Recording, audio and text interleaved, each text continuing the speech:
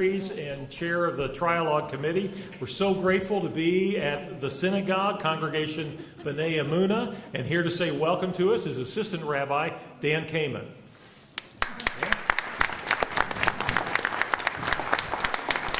Thank you, Bill.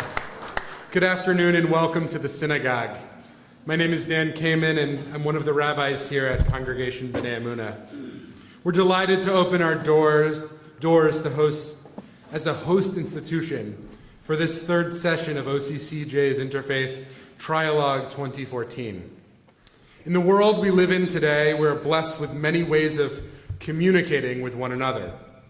Facebook, Instagram, Twitter, text messages, emails, and cell phones invade our lives and ask us to continually be in conversation with the world around us.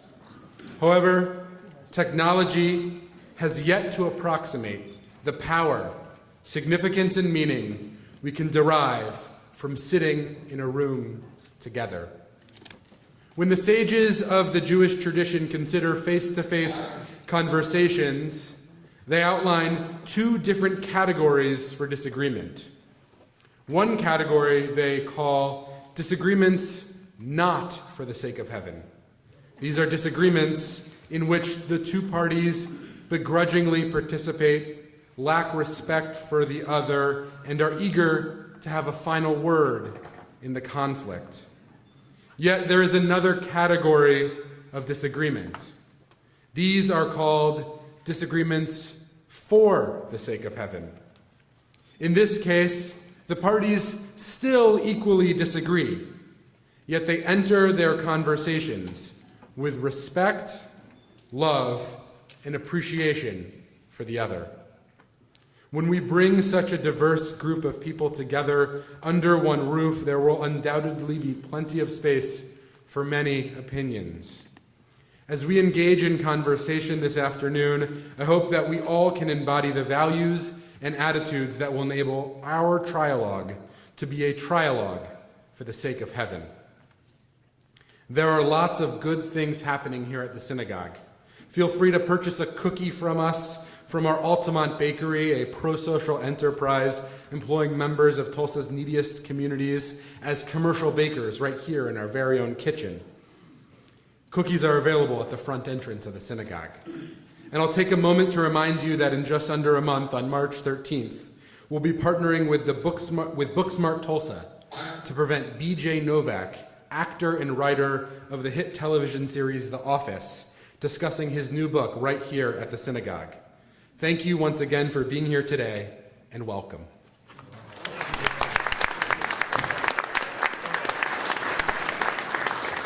All right, we're so happy to welcome Jamie Cox here today. Jamie will become the new president CEO of OCCJ next month. So let's welcome Jamie Cox.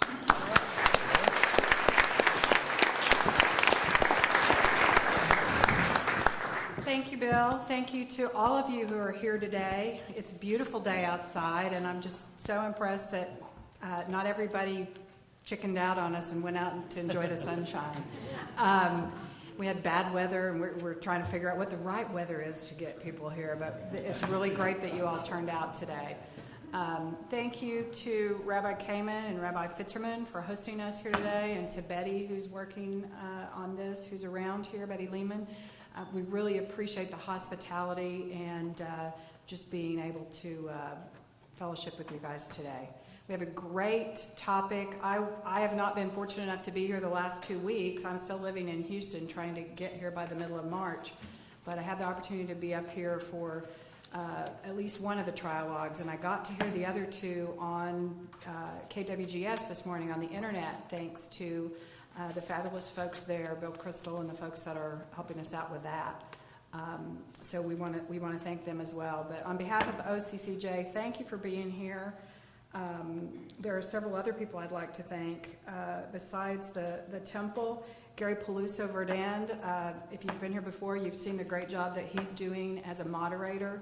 He has gently guided us through this process because this is a little bit of a difficult topic, and he's just been great to work with us on it. It's such a central part of OCCJ's mission, Civil discourse is something that we want to continue to be involved in, so we're just really, really happy to have him helping us with that. We have the fabulous Trialogue Planning Committee, and I'm not going to call them by name because I would leave somebody out, and I've barely just met some of you, but would the Trialogue Committee please stand for just a minute so we can recognize you?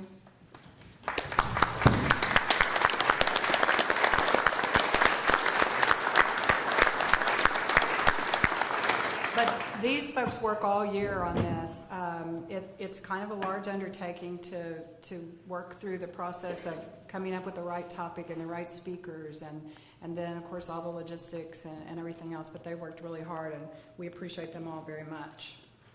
Ira Rothman has been taping video for this as well, and we're still working through some of the kinks of getting that on our website and getting that all going, but we really, really appreciate it. It's really great because people hear about this and they think, oh, I really wish I could have gone, and they can still see it online. So that's terrific. I would be remiss if I didn't try to do a little commercial for some of our programs, and you've got some information on your tables, and then we've got some information on the table outside as well. We are getting ready to gear up for Camp Anytown for young people, grades 9 through 11.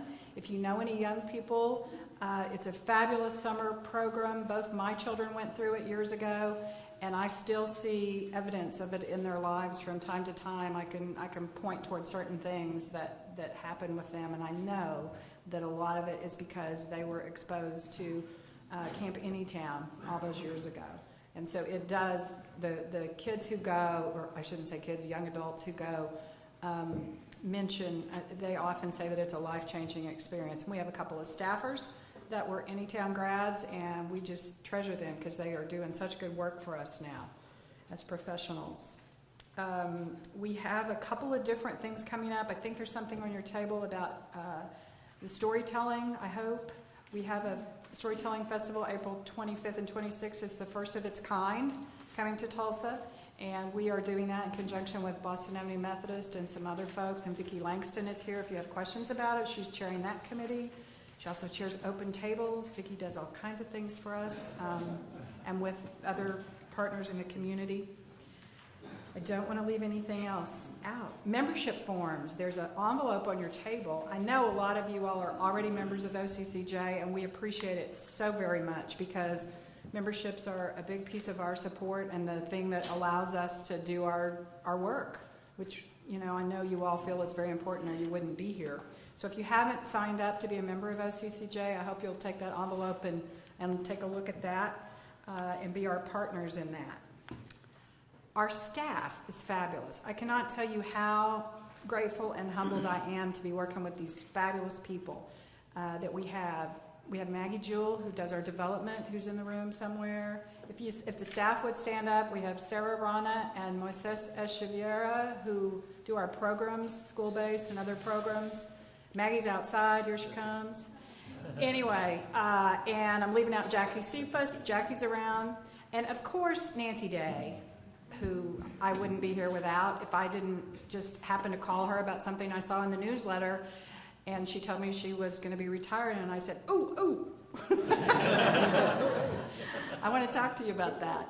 So she's been great. She's been at OCCJ for all these years. She's always been my role model, but now that I have this job, even more so. So she is just great to share all the wonderful knowledge that she's got over all these years, and we're so proud and happy to have had this great staff, and I'm so happy to continue working with them. So I guess that's about all I've got. Just thank you for being here, and I want to give all of us a round of applause.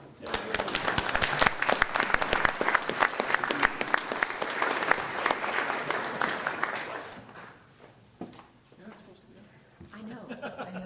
I'm just sneaking. I knew I forgot something. Of course, I forgot one of the most important things. Big surprise to Bill. Every year for the past 8 years, we've presented Bill as a small token of our appreciation with a framed poster of the Trialogue series. And so he's probably running out of room in his office.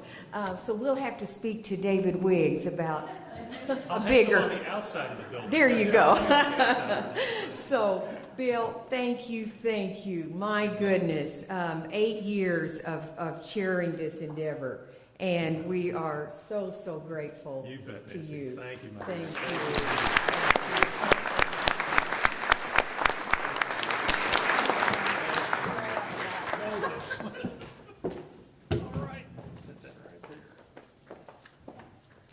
If you didn't hear, I was saying I might be able to hang those on the outside of the building because all the wall space in my office is really all over the place. I've got these wonderful posters. Brings back good memories.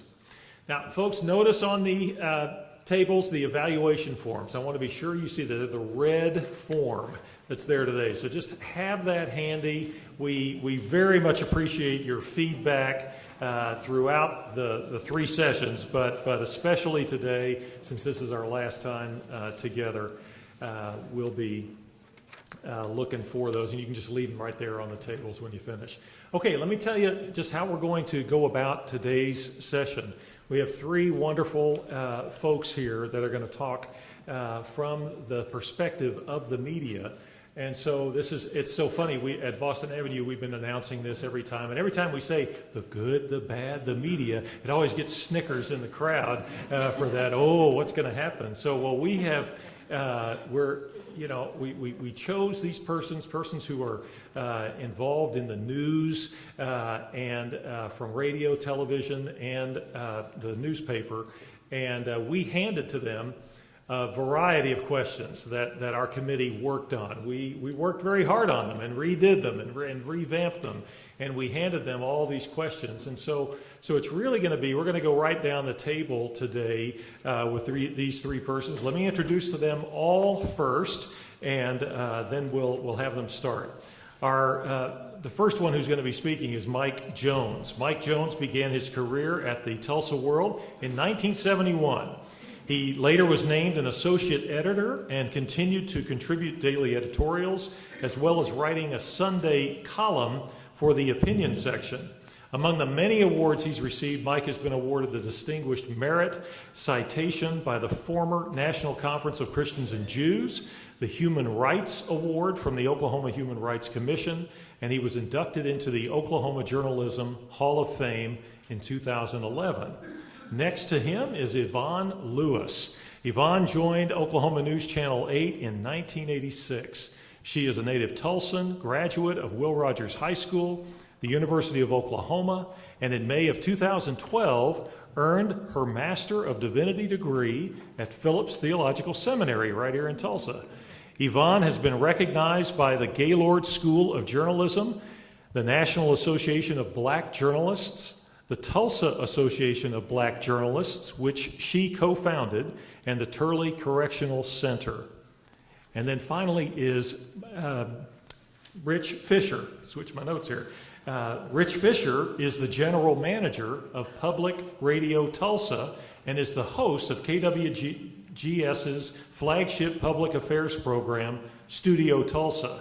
He's been honored for his work by several organizations, including the Society of Professional Journalists, the Governor's Arts Awards for Media, a Harwelden Award from the Arts and Humanities Council of Tulsa, and was named one of the 99 great things about Oklahoma by Oklahoma Today magazine. So with that, how about that? There's an honor right there. We're going to start with Mike. And so Mike, you kick us off. Well, I'm honored to be here. I'm sure everybody else up here is too. First, I didn't know we were going to be evaluated. I want to just get back to my new publisher. Okay. 2, I'm not a talker, speaker particularly, so you're going to find that out real fast. They enunciate much better than I do, but we'll get on there. It won't take long. But I can speak from a couple of perspectives about many of these issues. I spent the first part of my 43-year career as a reporter and eventually city editor. So I know some of what goes into decisions made on news gathering and presentation. However, I have now been an opinion writer and editor for 28 years, and what goes into putting out the news section of the paper is a little different from when I was out there. I feel more comfortable speaking as a member of the editorial board of the Tulsa World. and being an opinion writer, I have much more leeway in what I write. So when the question arises, do I feel any responsibility for the quality of the social fabric of our community? I can honestly answer yes. I don't think any reporter, editor, or writer can or ought to completely disconnect from this community. There's a time, especially with the news reporter, a line that can't be crossed. Reporting on the truth of what goes on in the community without bias does carry responsibility to the community and does, in the end, make it a better community.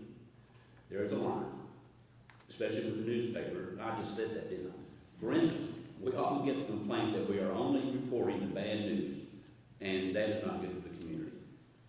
What would be worse for the community would not be to report on the bad news at all, or somehow soften it. That would be a disservice to the community, and that goes for presenting a fair view of the religious community. Truth is fair. When groups, religious or otherwise, are fair and truthful to us, their public image will be the same. The rant that only bad news sells is overblown. Certainly, crime and other tragic news have a perverse way of holding the public's attention. But I can tell you that we have just as much response from the good news stories as the bad. In fact, the response to a good news story often receives more response than the bad news. In my time on the editorial board, I've had, at times, the task of handling the letter to the editor, one of the most popular and well-read parts of the Tulsa world. Yeah. Bad news from me. I am often faced with a letter that is harsh. I have published some and ignored others. There have been times when I ran such letters that I was asked by readers how in the world I could printed such a letter as it makes Tulsa look bad. They usually are right. Such a letter often does throw a bad light on Tulsa. Here, however, is my answer, and I'll let you be the judge of whether it's a legitimate answer. I run those letters to let our readers and the overwhelmingly fair majority of Tulsa that there are people out there who harbor ill will toward a lot of people. It's better to know than to pretend that everyone is happy all the time. What sells is the news, good or bad, presented in a truthful, well-written way. When it comes to how a religious group is seen and what role does the media play in that image, it still comes back to the same simple plan. It's a newspaper's role to neither polish nor soil an image. I really don't know if the public discourse has become harsher over the years. I can remember some pretty good knockdown, drag-out arguments that took place in the public setting. What has changed is the public's access to the conversation. Social media has made everyone a pundit, and far too often they are uninformed and unimaginative, which leads to what we have often, name-calling and false accusations. But with rights comes responsibility. Well, I'm a big fan of freedom of speech, everybody knows that. But with rights comes responsibility. And during this era of everyone getting their time on the public stone, we must monitor what is being said. We must be able to separate the wheat from the chaff. There's a great photo circulating on Facebook. It says, quote, "Don't believe everything you read on the internet just because there's a picture with a quote next to it." That is next to the photo of Abraham Lincoln. The media has a responsibility to be a good citizen of the community. They can love and respect that community by telling the truth, no matter how bad it might hurt, with the hope that by even showing our warts, it makes us a stronger and a better place to live. Thanks.